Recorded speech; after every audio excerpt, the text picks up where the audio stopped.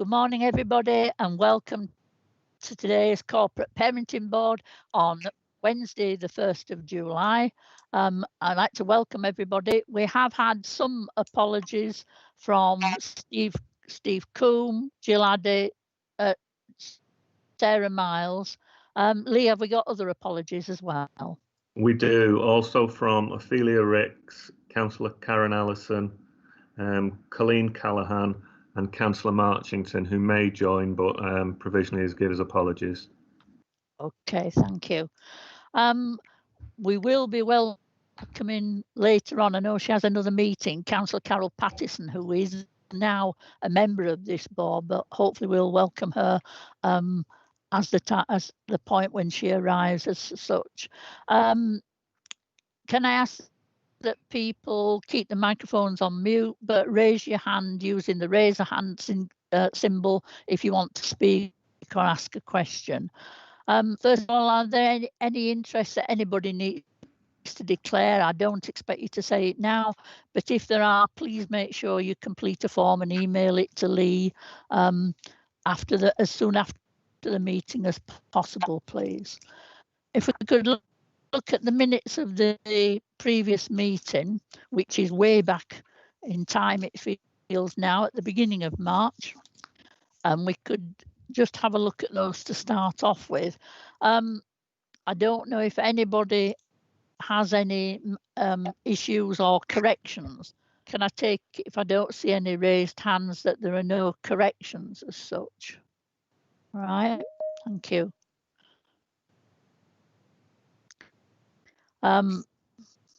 Yeah, that's fine. And as for matters arising, that there were quite a few issues where we said at the next meeting we would include such and such an item, but we're having to have a slightly different meeting today, so the agenda hasn't included all of those, but will do shortly. Lee and probably Tom Brailsford and I will get together and sort out in the future agenda plan. Can I ask people, I don't know how we do this, I'm going to do it by, if you don't complain that you feel that the minutes are a correct version. We're all okay with the minutes as such. If there are any key issues that you want to raise now, please signal that you wish to speak. No? Okay, we'll accept those as a record of the previous meeting. Can I welcome Councillor Carol Pattison to the meeting? She did let us know she'd be arriving late, and welcome her as she's the chair of the virtual school and will be a member of this meeting from today and ongoing. So welcome, Carol. Thank you, Viv. Okay. So there are all the items on today's agenda are open to the public. Have we any deputations, Lee? With no deputations received, Chair, no. Okay, and any public questions? Nothing, no questions. Okay, so then we'll move to item 7, which is the virtual school report on working during the COVID pandemic, which Janet Tolley is going to take us through. Janet, over to you, please. Good morning, everybody. What I intend doing this morning is just taking you through an overview of the report of what we've been doing during the lockdown period. And Councillor Kendrick has asked that we take questions at the end. So first of all, obviously schools locked down and we all needed to work differently all of a sudden. So what I want to do in this report is take you through what we've been able to do in our work with schools and social workers, carers and young people. And then, as I say, take your questions at the end. So the data that's used in the report is based at the middle of June, on the 12th of June, the end of that week. And obviously may have changed since because things do. I think the key message on the first page is this is what the virtual school does under normal circumstances, and actually that is still what the virtual school does now. All of the members of the team were able to work remotely and flexibly. And so when we needed to, we moved to working at home, but carried on delivering the service as much as we could as business as usual. If you look at the bullet points there, we've been working with social workers and schools through the personal education planning process. We've been looking at whether young people need additional resources. We've been able to allocate additional resources through our usual systems. So it's been crucial, really, and the way that we've been set up, the communication methods that we've had have enabled us to continue the work right from day one. I think it's important to say that the schools and education providers know our young people the best. So it's been crucial all the way through to be working alongside of them. Where anything additional is needed, any additional provisional resources, we work with the schools, we allocate any funding necessary to the school, and they then work with the young person and the family. That's been particularly important because a large number of our young people are placed out of area.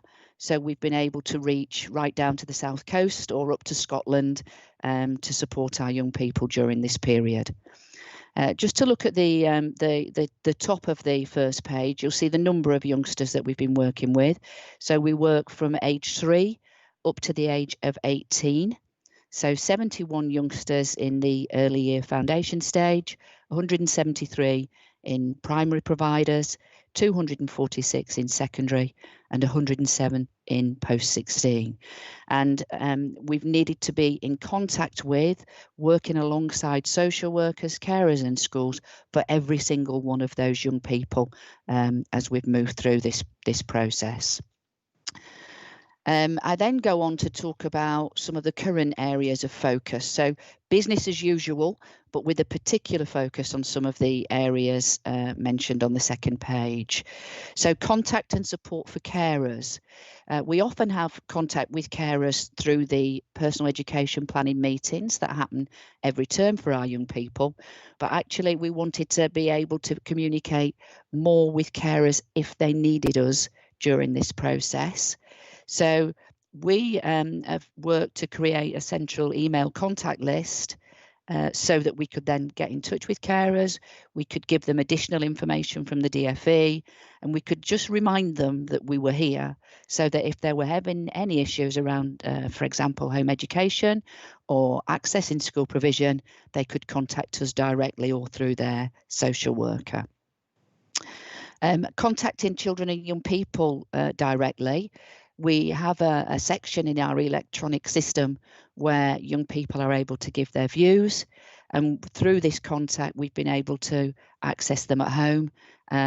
Many young people have taken part in meetings like this with our team to talk about their education, but where maybe they've not felt confident or wanted to be on a Zoom, or not a Zoom meeting, but a Teams meeting like this, they've been able to give their views through the system, and those have been able to be taken into consideration. Many young people already had access to electronic devices, but some were shared within homes. So one of the key things that we've been doing is working, and if any additional resources are needed, so that might be electronic devices like laptops or iPads, or actually it might have been other resources or online tuition or anything that an individual young person has needed and has been requested either by themselves or by the carer or by the school or the social worker. We've all worked together to deliver those as quickly and as productively as possible. And by the middle of June, when we wrote this report, we'd issued an additional 64 digital devices, and 77 digital devices were being issued through the fostering team. So we've been working across service to see what other systems and support processes have been put in place. Some young people at that point had requested that their one-to-one tuition continued remotely. At that point, it was 19. There have been many more requests for that and requests for tuition over the summer period, which we've been authorising since then. And at that point, we had 112 targets for other educational and emotional health and wellbeing support at home. I think the key thing for us that we've been really pleased with is our ability to respond to the individual young person. So we haven't given everybody a set of something because that's not necessarily what they've needed. We've been able to respond to individual needs. And with the system that we've had, I've been really pleased that we've been able to do that very efficiently and effectively. We do have some young people who aren't on a school roll. At this point in time, it was 7. Today, it is 6 young people who are not on a school roll. And that could be for various reasons. So they may have moved. They may have moved and be in year 11. So what we'd be doing there now is working to look for post-16 provision. We know those individuals really well, and we work really carefully across service with social workers and providers to be putting something in place for them for September, but also offering resources and support through until that period. You will be aware that there's been a system of risk assessment within social care for young people who haven't been physically going to their education provider for a whole variety of reasons. So it might be that the young person's been shielding, or somebody that they live with is shielding. It might be that they are vulnerable. There are a whole variety of reasons where social workers have been risk assessing the situation if a young person isn't accessing provision, and we have contributed to those with the social workers. If there were concerns or issues raised, we've picked those up and worked together to resolve those. There have been some occasions where there have been issues with education providers and their ability to meet need, or their ability and capacity to meet need, and we've been challenging those providers in those circumstances. As you can imagine, initially, when we're literally working one way on one day and then on the Monday working differently, looking at the attendance of young people has been challenging, and our ways of accessing that information. However, we've used a variety of approaches. We've used our welfare call system that we usually use for monitoring attendance. We've used Kirklees data. We've used information from our achievement coordinators and social workers, and have been able to produce an attendance and monitoring sheet that we've shared across service weekly. Initially, uptake in terms of the offer of a school provision was probably between 15 and 20%. We're now operating at around the 50% mark. So gradually, as the period of lockdown has continued, more and more of our learners have accessed the offer of their education provision. And as you'll see there, on the 12th of June, 37.9% of school-aged children were attending their provision. It's been more complicated preschool. Some nurseries have not been available, and also post-16 with the offer from colleges. That's been different. Not many colleges have been physically open, but where our young people are not attending, we've been working to ensure that work is provided, there's regular contact from the provider, and all the resources and support are in place that's needed. In terms of the PEP process, we coordinate and lead all initial PEPs. Since lockdown, there had been an increase of young people coming into care. You'll see there we'd had 48 children and young people coming into care. And we also have an initial PEP when a young person turns 3. So the team have been very busy. We try to work with the social worker, the carer and young person and the provider within 10 working days. And that has still happened within that statutory timescale. And I think it's particularly important when something's happened and a young person has possibly moved as they've come into care to make sure that everything is there in terms of support and resources that can possibly be provided. I've mentioned a little bit our electronic PEP system.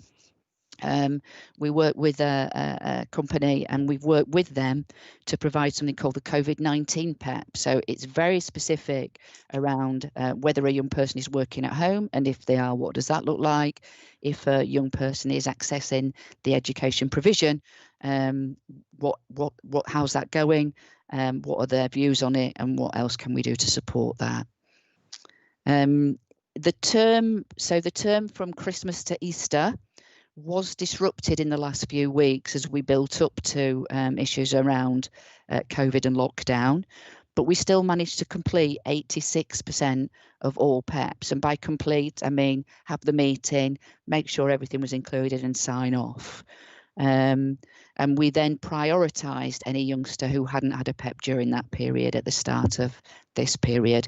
And my expectation is by the end of this term, every young person will have had at least one meeting around their education, one PEP, and many have had more.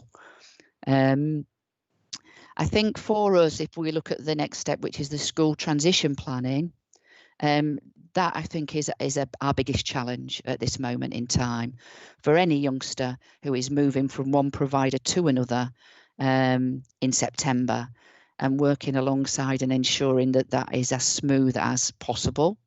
So we have particular challenges for our year 11, waiting for their GCSE assigned results on results day and ensuring that they're able to access their post-16 courses, but also, for example, for our year 6 moving into year 7. And there, actually, the use of this kind of technology has helped because we've been able to have meetings with their primary school and their secondary school together to discuss how that's going to be supported. And then finally, SENDAC statutory assessment processes, again, very much business as usual, and working with SENDAC to ensure that there's no drift and delay for our young people. So in summary, it's been as much as possible business as usual, and I've been really proud of the team and the work that they've done to ensure that that's possible in these really challenging and difficult times. Thank you very much, Janet. Thank you. Members, have anybody got a question or a comment on the report that Janet's just given us?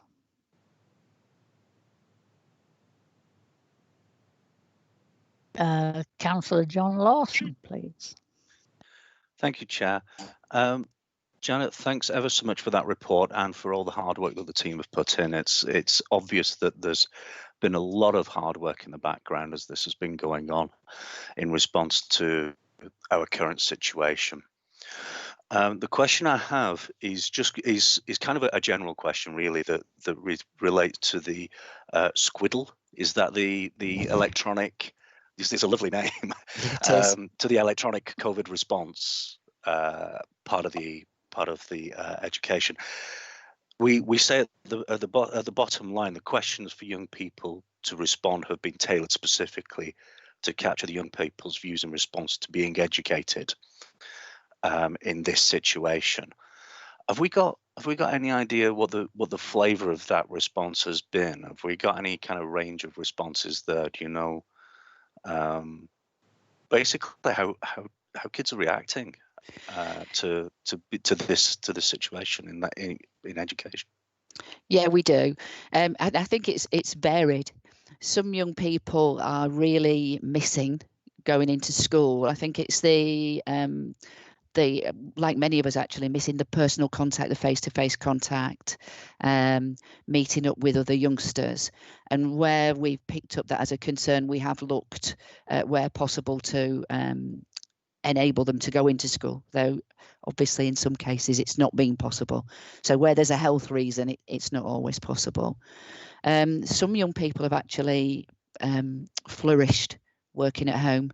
And I was on a regional and national virtual school conversations recently, and that's one of the things that we've noticed, where some of the pressures of going to school have been taken away, and the youngster is working more on a one-to-one basis with somebody with whom they've got an attachment, they trust. In some situations, it's really settled things, both for placement and education, or working in the smaller bubbles in school, working with just a small group or a small number. Some young people have really valued that. And we've been talking about how we can build on that moving forwards when youngsters are going back into school and try and use some of those ways of working. So it's very individualized and very varied. I think it's fair to say as well, some young people have really positively engaged in the work that's been set. For some of the youngsters, it's been more tricky. You know, some of the targets are around a reward for a youngster for, you know, if they contribute or engage for a certain period of time during a day, you know, that sort of thing. So there has also been incentives and rewards in the work that we've done. So I think, you know, very, very varied is probably the best answer. Thank you. You may have seen me nodding vigorously there, where you were talking about individual responses being quite varied, and the opportunity to actually sort of say, hey, well, one of these children is really actually flourishing under these conditions, and taking away some of the learning there. And it's good to know that that's being done, and that's we've perhaps got something that we can utilize in the future, and actually sort of learn something from what we're doing right now. And that's really good to hear, Janet. Thank you. Thank you. Thank you for that. Anyone else with a question or a comment, please? I'll indulge myself then, Janet, if no one else wishes to. And John's already touched on that in terms of you looking at that aspect that you might take forward into the future. I just wondered if there are any other things, lessons that have been learned from how you've been having to work with young people that you as a team are thinking of taking forward into the future. That's really interesting, because we had a team discussion on that only earlier on this week. So some of the positives have been around the ability to get lots of people together, especially in a situation where maybe a youngster's placed a distance away. So having meetings like this has meant that I think more people have been able to be engaged. Also, if there is an issue and people would like an important or urgent meeting, again, the ability to organise something more quickly. I suppose availability of school staff. You know, often school staff, if we're trying to arrange meetings, it's around when they're going to be teaching, and they have less flexibility. I think people have had more flexibility. I think in terms of staff working, less time travelling has meant that perhaps there's more productivity. But I think we've all missed the face-to-face relationship side of things, and I'm really conscious moving forwards that whilst we might take some of the productivity, the time saving, the efficiency aspects of our learning, that we need to hold on to those relationships. And it's actually often the way you gain trust and you gain a relationship with somebody is the things that don't happen actually in the intensity of a meeting. It might be in a discussion before, or traveling somewhere together, or all those. And it's how we make sure that we don't lose that if we move forward into a world where we're all working more remotely for a period of time. Okay, thank you. Barry Lockwood, do you want to ask a question or make a comment? Yeah, I just want to ask about the laptops. How many have gone out to LAC children? Okay, so I touched on this earlier on, Barry. I've got the numbers in here. So initially, initially, a large number of our young people have laptops anyway, provided from Pupil Premium Plus funding. So what we have done is we've said if anybody needs anything additional, they need to talk to us and request it. So we've responded to every request that we've had for IT equipment immediately. Alongside of that, there's been another project running through the supervising social workers and foster carers. And in that project, a further 77 devices were issued. So what we've tried to do is to ensure everybody has exactly what they need, but not to duplicate. We wouldn't want a youngster, well, a youngster doesn't need, I don't think, 2 laptops, unless they're really advanced and they want to be one of these people who works on 2 screens. Yeah, have you come across any issues with the laptops, Barry? Is there a specific reason for the question? Well, I just know that a lot of foster carers were having problems getting their laptops. and I just wanted to make sure that they've all been sent out now to them that they've requested them. Okay, it looks like Tom may have something to add to that, or perhaps some more information. Tom. Thanks, Chair. Yeah, Barry, I think today, this 78, 79 laptops that have gone out to foster carers, we've written out, I think over the past 6 or 7 weeks, we're awaiting some responses and still chasing those up from some foster carers. And part of the issue is that we've made sure that we offer choice between iPads, laptops and different devices. So some of it's been working through which device foster carers want, but we're in regular contact with KFN about it, and we're monitoring it very, very closely. So we are in the process of making sure that everyone who's requested one, and there are a number of foster carers who've said they don't want a device as well. Yeah, we've said we don't want a device because we've got one, but I just wanted to make sure all them that have requested them have got one. I think the only time that wouldn't be the case, Barry, is if there's duplication and then somebody would have contacted them. Yeah. I think I'm quite aware of that. Yeah, I think if the fostering network do come across issues, perhaps to raise it, would it be with you, Tom, if there are issues? Or I'm in weekly contact with the membership of KFN, and they raise it via email or in our weekly meetings. Okay, fine. So I think by the look of it, I don't see anybody else's questions. Thank you very much for that report, Janet. It's really interesting to hear how you and the team have been working during this fairly difficult period with some really innovative ideas. Thank you.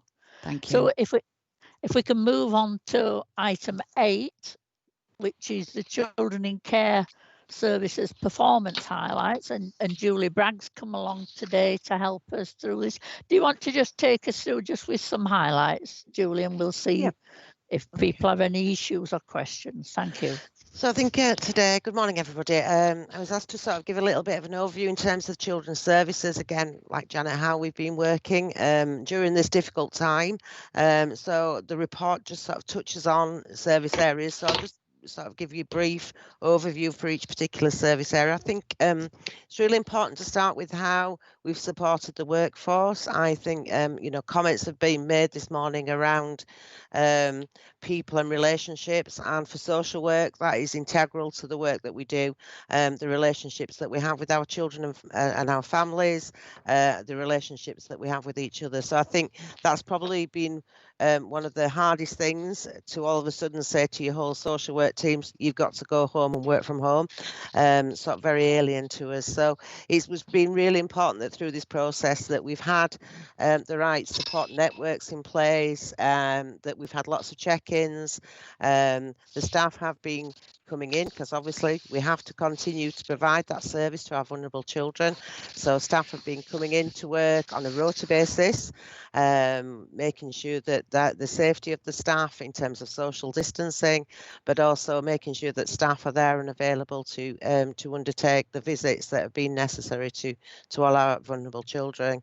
So important has been, and we've had team managers, service managers, heads of services being present, being visible in order to support the staff with what I would say difficult working and unusual working conditions for social workers.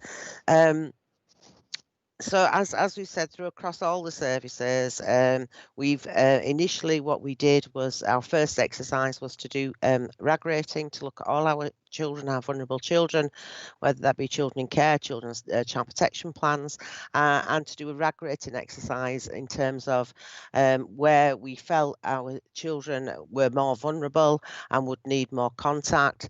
So that was quite a big exercise for us to undertake initially, but it gave us an indication of where our focuses needed to be whilst working, and where the priorities were for some of our children. So say, for example, if we had children in care who were in a settled placement, although we still needed to maintain that contact, their RAG rating would be lower than perhaps someone where a child was in crisis, where there was a breakdown. So That was the first part of the exercise. Just in relation, so you've got an idea of referrals coming in through the front door. Initially, they were quite quiet, the referrals. As the lockdowns progressed, those have increased. The referrals have varied around. Initially, we were getting lots of referrals coming in where people were breaking COVID rules, which really not really appropriate for us. We had to do lots of signposting around that area, and as probably all members are aware, there has been an increase in terms of reports of domestic violence. So we've had an increase in terms of referrals that through the front door that have been related to domestic violence incidents. In terms of assessment intervention, we have continued to monitor through legal gateway panel the children that have come into care during this period of time, as we would do normally, overseen by heads of service, by senior management. So we are confident that the children that have come into care during this period of time, that has been the right decision for those children. We've continued our legal gateway panels virtually, as also along with permanence panel, where permanence plans for children are agreed for the next stages. So those have continued, albeit I will say quite difficult to chair a virtual panel. I chair the permanence panel, but it has been very much business as usual. As Janet previously mentioned, and I don't think Janet's already spoken in her report, that the education risk assessments that we did again at the beginning of the process, every child, vulnerable child, whether that be a child in care, child protection, child in need, a risk assessment was undertaken. And those risk assessments have been reviewed throughout the period. And as Janet rightly said, we've had an increase of children going back into education. For children in care, we'll see from figures that I included in my report, we have an increase in the numbers of children coming into care, but we've also had a decrease. So we've had children coming in, but we've also had children where the care episodes have ended as well. So when Janet talks about the 48 children coming in, you'll see from the figures that does look slightly different. At the beginning of March, we had 675 children, at the end of March, which was the beginning of lockdown, we had 675 children coming in, children in care. And on the, just need to look at my figures, the 12th of June, we had 687 children in the care of the local authority. So you'll see from that period of time, that's an increase of 12. Because alongside of that, we've also had, as I say, children that have left care, perhaps have turned 18. We have had a number of children who were subject to care orders. The court process has continued, and those care orders have been discharged. In that situation, some children either living with the parents subject to care orders, and the orders have been discharged. And we've had a significantly high number of children who have been living with connected carers, subject to a full care order, where we've successfully discharged the order, and those children are now subject to special guardianship orders, which is always the best scenario for a child in care, to have that forever family. We also at the end of March, we had two large sibling groups coming into care. We had a sibling group of 8 and a sibling group of 6, which obviously significantly increases our numbers of the children coming into care. Sorry, just glancing through, because it's really difficult. I'm just glancing through my notes that I've made. In terms of keeping in touch, all our children have had, the statutory visits have taken place. We have, over and above, actually, we've done a lot more visiting in the scenario and in lockdown. So for a looked after child, the statutory visiting requirement is 6 weeks.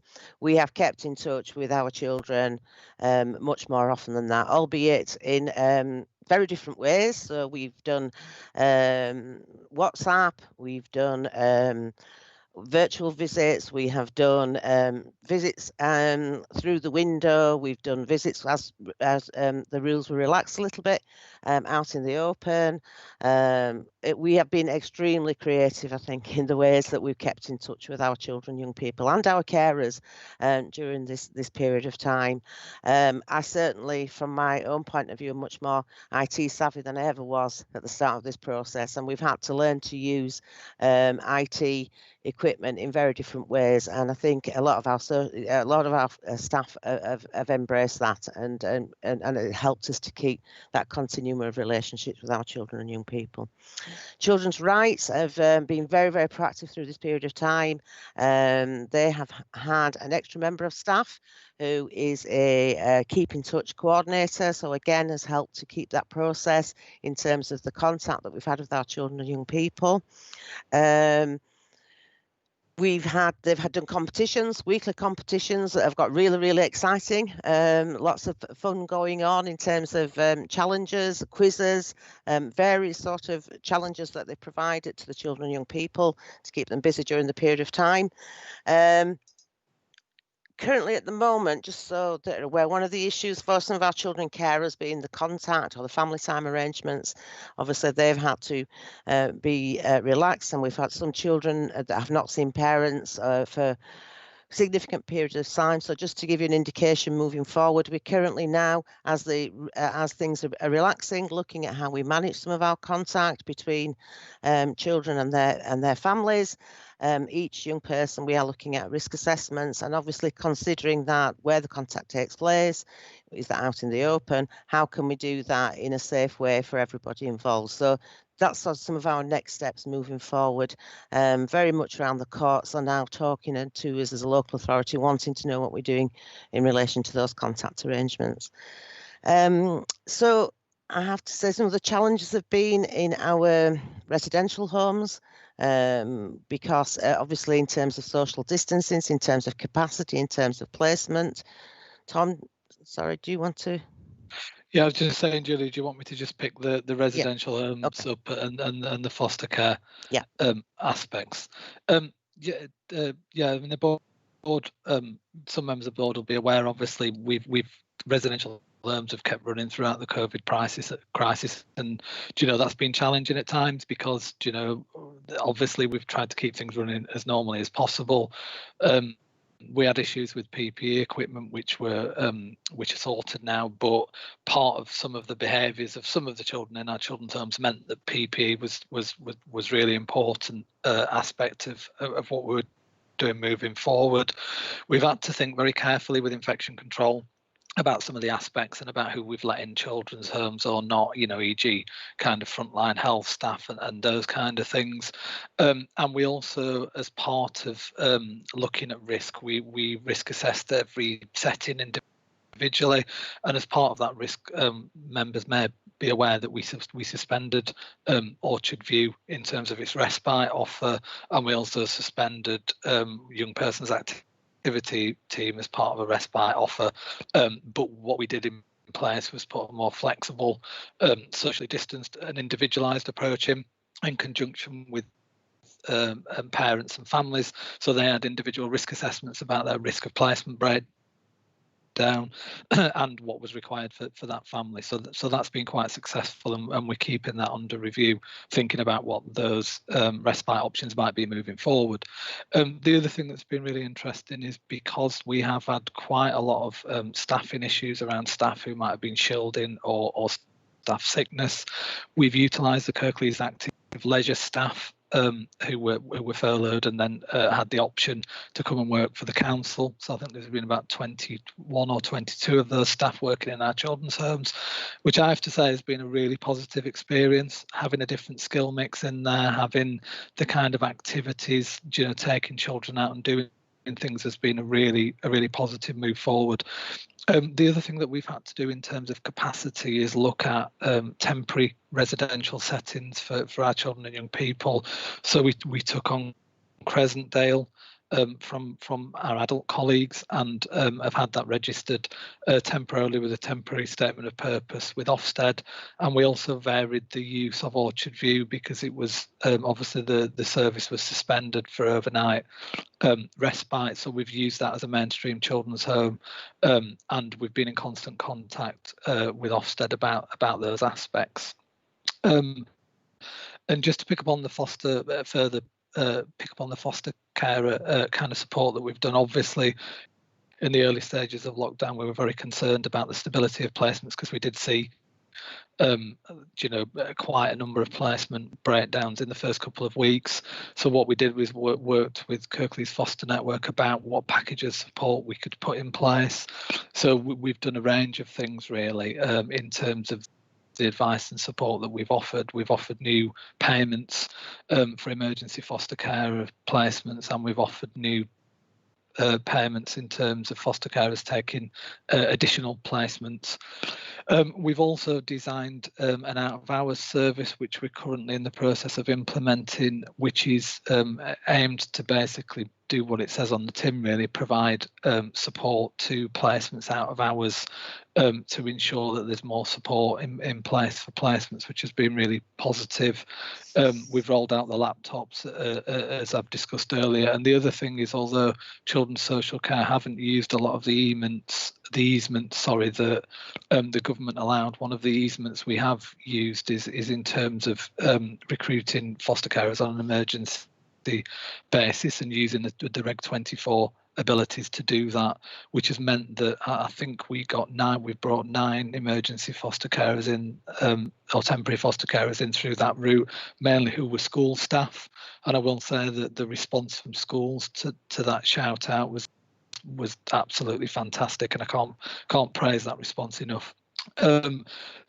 So it feels like there's been quite a lot of sufficiency of placements. It's been quite a big issue, but we've been very focused, and I'm extremely proud of all the staff who've been working on it, and particularly our residential staff, who in effect have been working business as usual since the start of lockdown. Okay, thank you very much, Tom. Julie, do you know Yep. where you need So- to pick up now? Yeah, okay. No, Okay, it thank really you, Tom. added some further information. I Yeah. got that, but thank you for that, Tom, and coming in on that. So in terms of the care leavers, well, before I move on to care leavers, I'll just talk about adoption services. So obviously some of our transition plans in terms of moving children into adoptive placements were on hold at the beginning. Now, as we've relaxed some of the government guidance, we're now able to start moving in terms of transition planning. We're now even moving some of our children into their adoptive placement. So I'm really pleased about that, because I think it's, for that to sort of stop has been difficult. So we back up as much as we can, business as usual, moving children on. Just going to mention around the connected carers as well, because a lot of our children live with connected carers. And again, we've continued to provide, as Kirklees, we always have we have an excellent service for our connected carers in terms of support networks, but we've continued to provide again throughout support to our connected carers. We've done various things. We've had staff going out doing shopping. If they've not been able to get shopping, then they've gone out, they've done shopping, over and above things that we've done. Any difficulty that we've been faced with, we've addressed, and we've helped out wherever possible, that in terms of connectors, carers and crises that they've been in as well. So that's as everybody keeps saying about being proud of staff, I'm really proud of some of the staff that they've continued to go over and above really during this period of time to support people. So just the youth offending team, just want to raise a point about my report for the youth offending team. If we look at that, just for a correction on paragraph 2, there's typing error in that. It currently reads, young people in education are more vulnerable to criminality. Actually, what it should read is not in education, more vulnerable to criminality. So just make note for the minutes for that.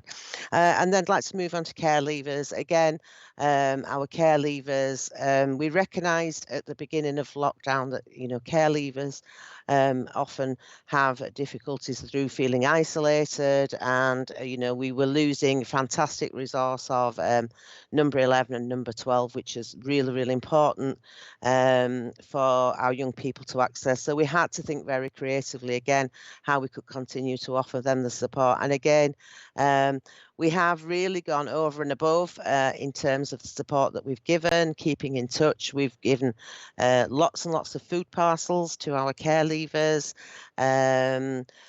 Again, out delivering, leaving things on doorsteps where possible, to make sure that our young people have had the food that they required. We've paid out extra financial support in line with the increase in benefits rate where we've needed to do that.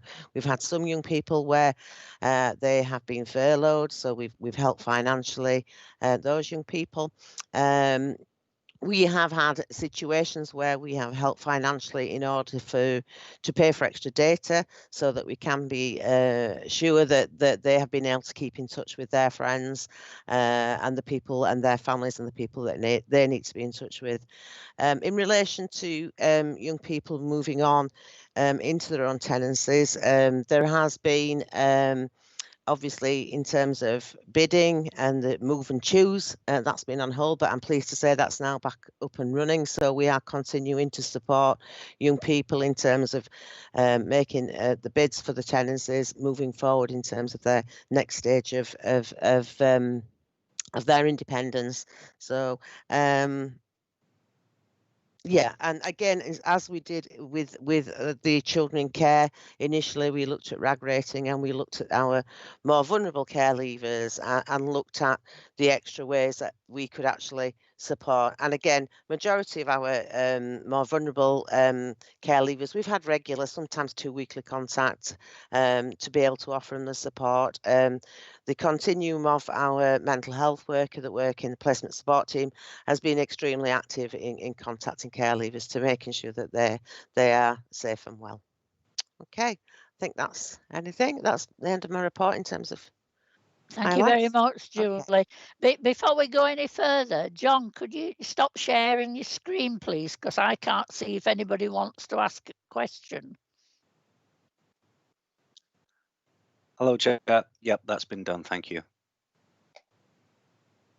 Oh, well, I've still got someone's screen on top of everybody else. I think it's being worked on. I can't remove it. It hasn't gone, John. Click on the bottom, anywhere on the bottom. Ah, ta-da, thank you. Thank you very much, Julie. I was just hoping no one was particularly signalling anything then, because I was struggling as such. Have colleagues got questions or comments they want to make about Julie's report?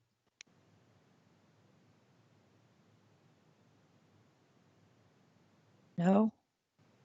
I've got a couple of things. Okay. Yeah. I suppose much the same question as I asked Janet. Are there ways of working or things that you've done that you think you would consider taking forward post-COVID, really? I mean, I think in next steps, Councillor Kendrick, we're doing lots of thinking around what has been successful, what has been helpful. What we have found quite interesting with a number of our children, and particularly in terms of participation in LAC reviews, we've had probably more participation from young people in virtual LAC reviews than we would if they were going to face-to-face. So I think that's something that we think about moving forward. We've had some children in care basically in terms of the family time where they've had the preferences have been to have virtual family time with their birth families. So again, that's something we need to think about in terms of their care planning moving forward and what's in the best interest of the children. I think some of the things, and I think I said right at the beginning of my report, and I accept that everybody, we work on relationships, and I think for social workers that is extremely important for us to do that, and so moving forward now we're looking at how we can actually bring more people back together. Working with vulnerable children, often you do need that opportunity to be able to offload and things like that. So I think that has been a real difficulty. And I was sort of, funnily enough, just last night as I came from the bedroom down for tea, thought to myself, do you know what, I haven't had that just offload time driving home, which is really important. So there's been positive things, but I think there's other things as well that is that hasn't been that great. But you know, we're all now in a very new way of thinking about the next steps and what does that look like, and what should that look like, and what in terms of what is the best interest for our children and young people in that next steps of planning. Okay, thank you. Lee, you've got. I have. Chair, it's just to let you know that Barry Lockwood wants to speak. I know his raise a hand doesn't work, but he's indicated through the chat. Oh, right. I beg your pardon. So if we take Barry and then Tom, please. Can you hear me now? Yeah, I can. Right. The question, you did say there were 687 children in care. How many have gone to IFAs and how many are in local authority care? Sorry, Barry, do you mean during the time of the lockdown, how many IFAs? Or, I just want to know how many have gone to IFAs. Yeah, in lockdown as well would be I think what important information for us. But Barry, I'd need to go away, look at more fine details on that. At the moment, we have it is, and obviously when I'm talking about 687 children in care, yeah, that's not just the children that are in foster care. So we might have children with connected carers, we might have children with PW, you know, the place with parents, children in residential care. So that is the sort of overarching. I can go away if you want me to and have a look into my the most recent performance data and be more accurate around if you'd like me to do that for the purpose of this meeting, Chair, or would you like me to come back with more detailed figures around the various splits? I don't know. Is it particularly that point you're wanting to look at, Barry?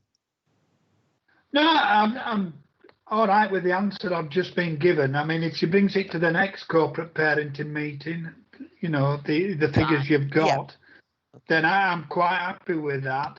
I have two questions. The other one was, I'm sorry. No, it's all you right. did say that social workers were going out and risk assessing in this COVID period. Now, our young child, 11-month-old, has gone to contact this morning and we haven't even received a risk assessment. Now, is it that it's just the social worker you're risk assessing, or you're assessing the vulnerability of foster carers as well? The risk assessment, Barry, will look at all aspects of a risk assessment, to include the risk for the child, to include the foster carers, to include where the contact takes place. It will look at all aspects in terms of whether family time, whether it's safe for family time to take place. I can't speak for the individual. Sorry. My question is, should foster carers have received a risk assessment before contact took place? Because contact has taken place today. Before we haven't got a risk assessment. Okay, foster carers should have been included and be part of that risk assessment in terms of looking at the family time between the child in their care. I think to look a little bit more, Barry, I'd need to know a little bit more in terms of individual details, but a foster carer should be part of the risk assessment. I think if you have an issue, will you direct that directly at Julie, please? No, I'm not. Julie. Yeah, I'm quite happy with that. Okay, fine. Thank you. Okay, thank you. Thank you. Tom, you wanted to speak? Yeah, Councillor Kennedy, sorry, I had IT issues, so I came out of the meeting and came back in. I thought, was one of your questions what aspects we might want to carry on with in terms of some of the things we've been doing in COVID? Yeah. Yeah, I mean, one of the things I think, I've touched on Orchard View and YPAT, and we're going to do some work. We're currently doing some consultation with families about what they'd like the offer to look like moving forward, because I think we'd quite like to look at different, more individualised approaches, which include personal budgets, direct payments, different types of respite, really. And I just wonder if it'd be worth bringing an update back to the board, Councillor Kendrick. Oh dear, you've broken up rather. Sorry, can you hear me now? I can. Yeah, I was just wondering whether it's worth us bringing an update around Orchard View and YPAT and the respite offer back to the board. I think it would be quite important to do so. So if we can build that into some future planning, because it is the some of the children with additional needs who we need to be making sure we give the best provision for. So I really would like to do for that to happen. Yeah. I've got a question, Julie, and I don't know if it's you, I don't know if it's Tom. With all the disruption that COVID has caused, we were talking and looking at Mockingbird perhaps being established come sort of November, December from memory.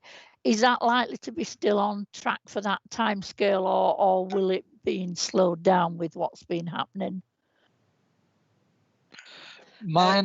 Sorry, Julie, go on. No, go on. No, you might know more than me. Yeah, okay. So I just sort of overseeing the fostering service at the moment, and we back up and running in terms of it was on hold for a period of time, Councillor Kendrick, because there were other things that we were wanting to do, but we now back up in terms of our task and finish, in terms of the work that we're doing around the implementation. We have a identified team manager to take the lead on that. So we're in that stages now of actually looking at getting that back and running. But I will say that there will potentially be some slight delay in it because of the 2-3 month period of time. But we are back to looking at our business as usual model in terms of the Mockingbird. Okay. Super, super. Thank you so much for that. Anybody else got a comment or a question? No. So therefore, can I thank you, Julie, and Tom also for taking us through that report. We will note that and move on to the next agenda item, please, which is agenda item 9, which is the virtual school statistical first release outcome, a snappy title. Janet, I think you're going to help us with this. Hi, yes, thank you very much. Okay, so just a reminder to the board that the exams and outcomes of our young people for 2019, so summer 2019, draft outcomes were brought to the board, but the validated outcomes aren't released until the end of March, early April, in what's called the statistical first release. So the information here shouldn't come as a surprise to any of you. However, it is now validated against other children and young people in the country. So we can compare, if you like, what our data is saying compared to the data for other children and young people in care across the country. There are two aspects to the report. One is very detailed. It's all of the data with information about each individual cohort. And I think it's important to have an awareness of that, because cohort size is really important in terms of the numbers in the data. So, for example, if you've got a very small cohort of maybe 10 pupils, so for our early years cohort, we only had 10 pupils, every pupil is 1%, is 10% in your data. So actually something might look like it's below or above something by a small amount, and actually that might be one pupil either side. So it's important when we're looking at very small numbers in our cohort to also accept that, you know, sometimes this isn't statistically significant. You know, the experience of 1 or 2 young people can actually have a large impact on your data. So that's just a general thing that I would always say when looking at the statistical first release. But I think the general overview in the information I'm reporting to you today is that overall, in the vast majority of indicators, our children and young people are achieving at or above the standards that were reported for children and young people in care across the country. So it's a positive news story overall. But what I'm going to do is just take you through some detail, so maybe you can see where our areas for focus and development would be. So first of all, if we look at the early years attainment and progress, we look here at something called the good level of development, and we look at something called expected level in prime goals. They're explained in a little bit more detail on the detailed analysis, but in the summary you can see there that for both of those areas, the young people in early years were above the national percentage for children and young people in care. At Key Stage 1, so for those of you who maybe aren't as familiar with key stages, so at the end of Key Stage 1, it's in primary school at the end of year 2. And here in all 3 core areas, the young people achieved above the national percentage. And I'll just flick through here to say that there were 20 young people. So there were 10 young people in the early years cohort, and in the Key Stage 1 cohort, there were 20 young people. So 1 pupil would be 5% in the stats. And if you look at the detailed report, you can see the information there around the context of that cohort and actually how they achieved in those areas. It's probably worth mentioning, if you've looked at the detailed report, that actually in science we were slightly below, but in the reading, writing and maths we were above the expected. Key Stage 2 is a slightly different story, and it'll come as no surprise if you've had a chance to look through the report that this is our focus area and actually has been for a while. So actually in one of the core areas this time, in writing, we were above national, but we were below for reading and maths. And actually maths is the key area of focus here if you look in depth at the data. And the other standard that is looked at is across all 3, across reading, writing and maths. So that was a concern for us. In this cohort, there were 36 pupils who were in what's called the eligible cohort. So 1 pupil is 2.78%, so almost 3%. So if you're looking in detail at the data there, you'll see that we're not well below. Frequently, we're 1 pupil below effectively in terms of data analysis, but it is a concern for us. And also, if we then look at the progress scores are also below, which you would expect with that picture. I think it's important here to point out that this was a very complicated cohort. I don't want to go into a lot of detail because, as you know, I don't want to be able to identify any individual young people through the data, but we did have 22% of this cohort had 5 or more care placement moves, which obviously then impacts on school moves, and that actually 1/3 of this cohort had an education, health and care plan or were disapplied from the tests. So with this number of young people, so 36 young people, quite a large number had very complex issues in terms of care and transition, education, health and care plan needs. I think that I think it's important for us to say here that this, however, in spite of that being able to be explained in terms of some young people, actually this area is the key area for us moving forward around all areas. It's improving in the if you look in the Key Stage 2 attainment section at the final bullet, where it looks at what's called quartile bandings. I don't know how many of you are familiar with that. So there's an A, B, C or D quartile banding when you look at the statistical first release, where it's comparing which quartile you're in to other local authorities. So quartile bandings and national rankings have improved since 2018 from a D to a C in reading, writing, grammar, punctuation and spelling. And those are the areas that we'd been working on and focusing on. However, the reading, writing and maths combined rank has dropped this time from a C to a D, and that's as a direct result in the drop in maths. So we need to continue the literacy focus work that we've been doing, but we also need to have a closer look now in primary, in particular, coming up into years 5 and year 6 around maths attainment. If we then go on to Key Stage 4 attainment and progress measures, we were really pleased with these. The methods for working these out are tricky, and if anybody wants me to take you through how attainment 8 and progress 8 measures are calculated, I can do that separately. But attainment 8 is day, please. Yeah, but it's around a range of subjects. That's why it's called attainment 8 and progress 8. In this situation, our attainment 8 score was 25.4 compared to 19.2 nationally for children and young people in care.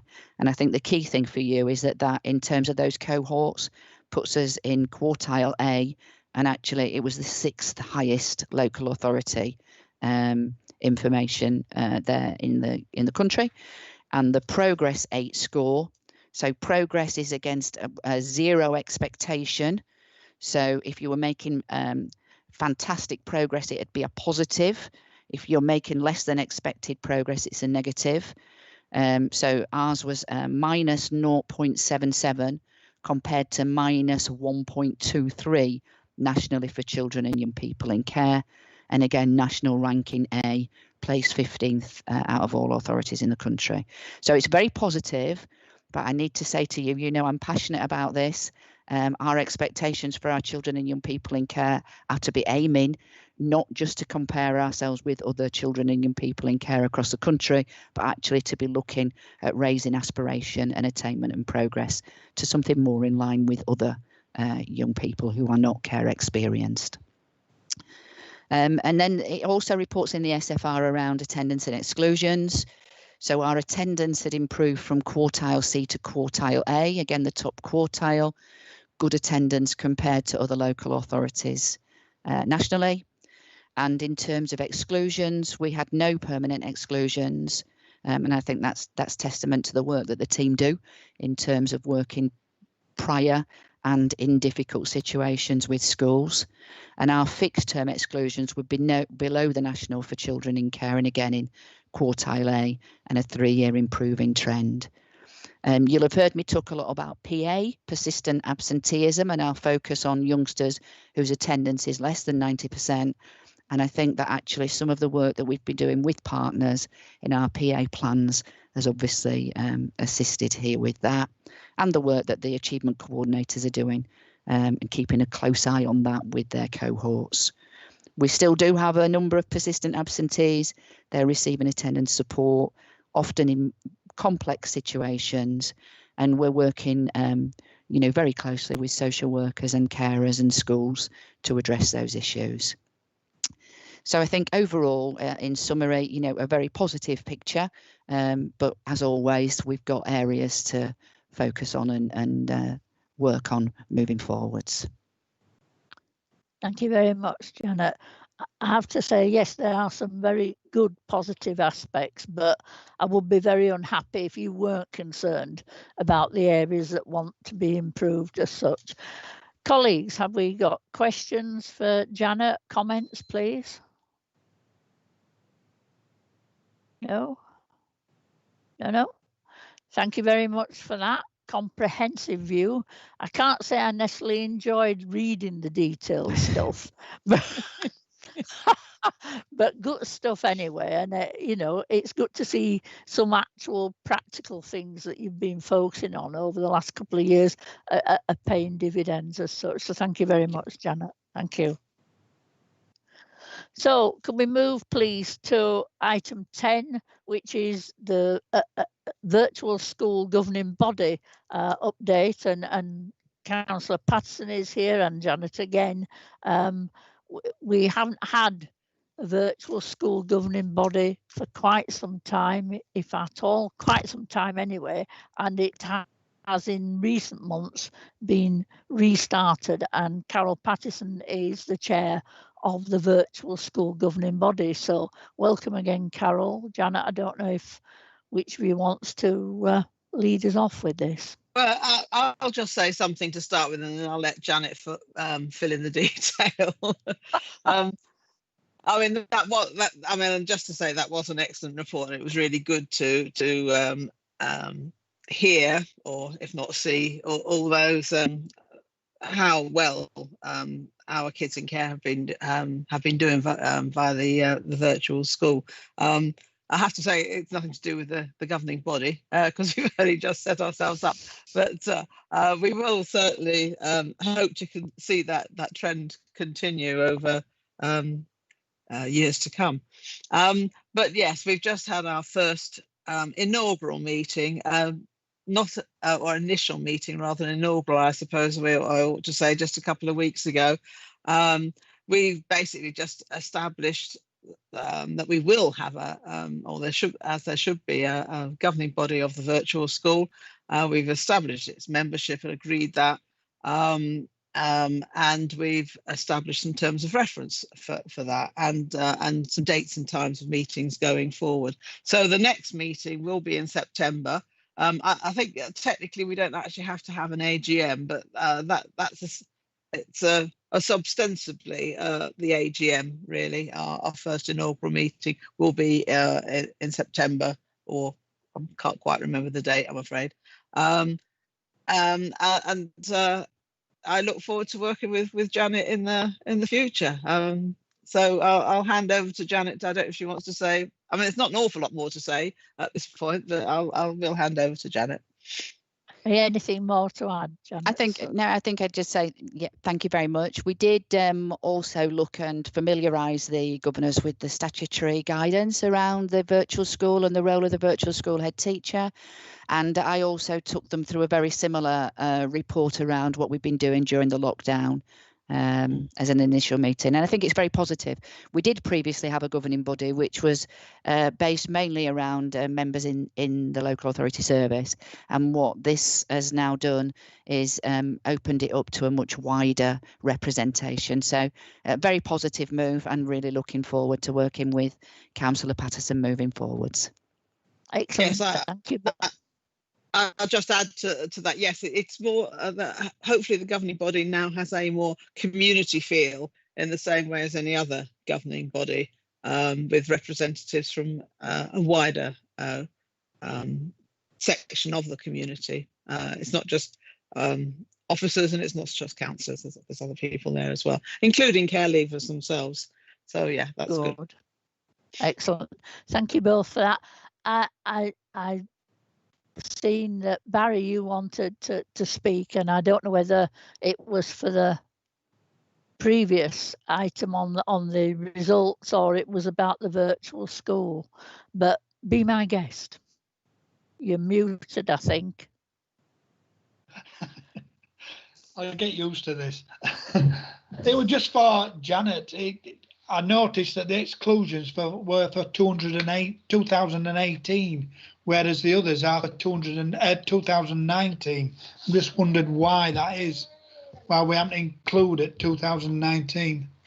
I think that's just the statistical first release validation. When I presented the head teacher report with all the draft information in for 2019, that information was up to date, Barry. I think for some reason, in terms of reporting and analysis, the statistical first release is behind in terms of the attendance and the exclusions data compared to the other outcome data. It's just the way it's validated and reported.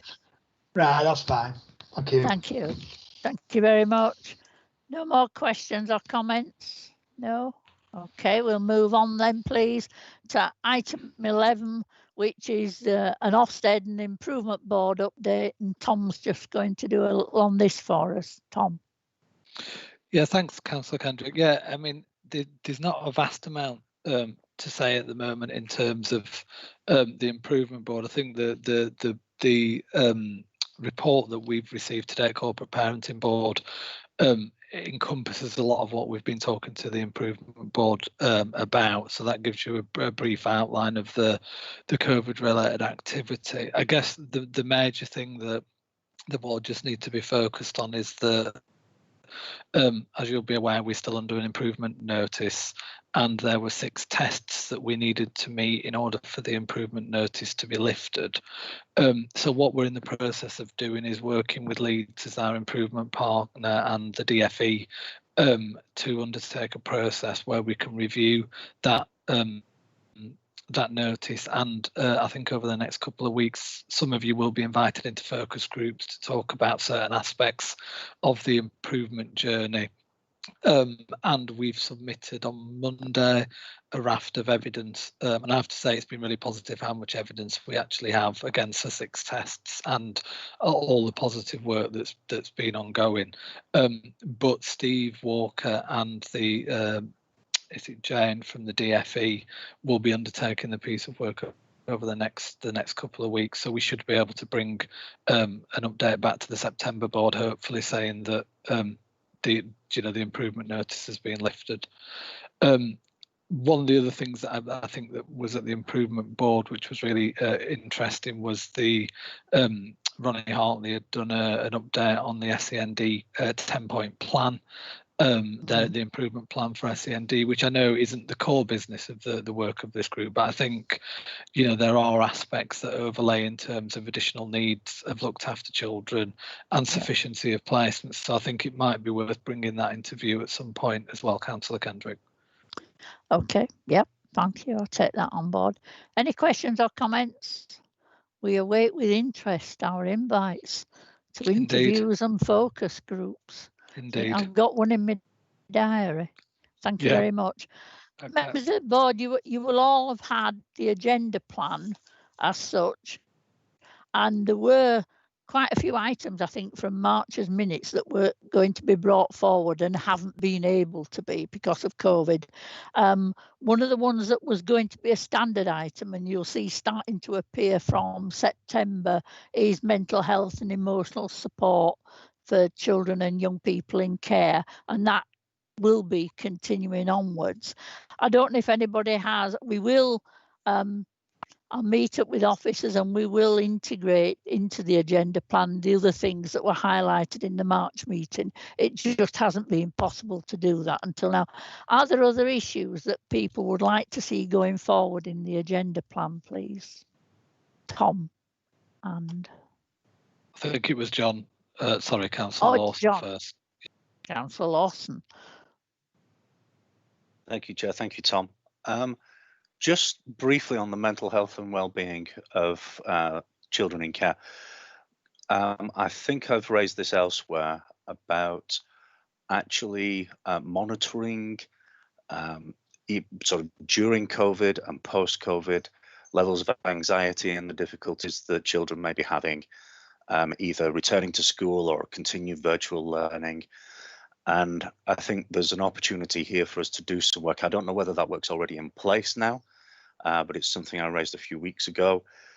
And it seems like an opportunity to be able to monitor from this point how our looked after children are coping, managing their anxieties, and actually how we are helping them, and is their journey along that path improving as we go along. So I just think there's something to be sort of wrapped up into the mental health and well-being, which is COVID specific.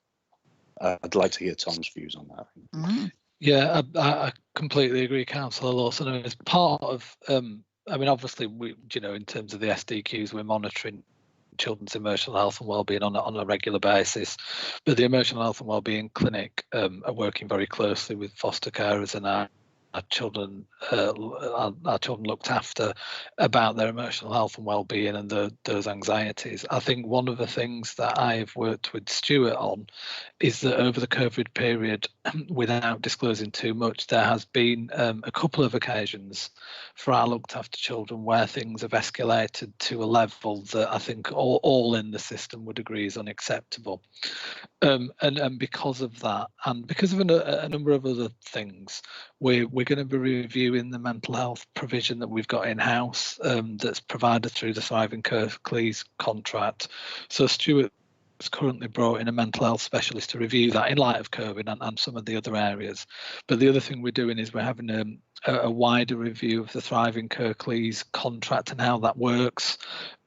So I think with the scope of that, which should be the first stage of that should be finished by September. So I think we could probably bring some early findings back, Councillor Lawson, to the September board if members were agreeable around that. It is on the 2nd of September. Will that be a bit too early? I don't think so in terms of early. Stuart, do you have a view? We could certainly bring back some preliminary findings by then. We're not expecting the report with the full report of findings to be published till the end of September, but I'm sure we'll know what direction of travel is by 2nd of September. Okay, so Lee, if we could note that and include a small update item in the September board meeting, that would be good. Thank you. Did you have a comment that you wanted to make separately as well, Tom, when you had your hand up? If I did, I can't remember it now. Sorry. Oh no, I do. Sorry, I remember now. It was just that I think. Sorry. It was we had, and again, I don't know how much is on the agenda for September, but we had talked about having the statement of purpose for fostering and the residential homes in view in terms of the annual review for the board. Quite happy to do that in September or the next board if you want. But it was just, I think we'd had a bit of a conversation, hadn't we, Councillor Kendrick, about when that was appropriate to come. Yeah, I think if you and I and Lee perhaps meet up and we just sort out, the capacity, because, whilst it's lovely to see you all, I really don't want to spend 4 or 5 hours in your company, and I'm absolutely sure you don't in mine.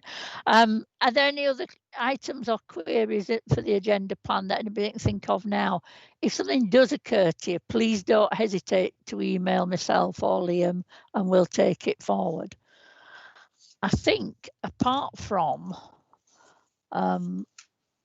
looking at the dates of the next meeting, which are in your list there so far, the 2nd of September may be subject to change, and I don't know why that is, Lee. I know you've put a note in there, but I can't remember why it might. There's been discussion about a potential full council meeting day on that day.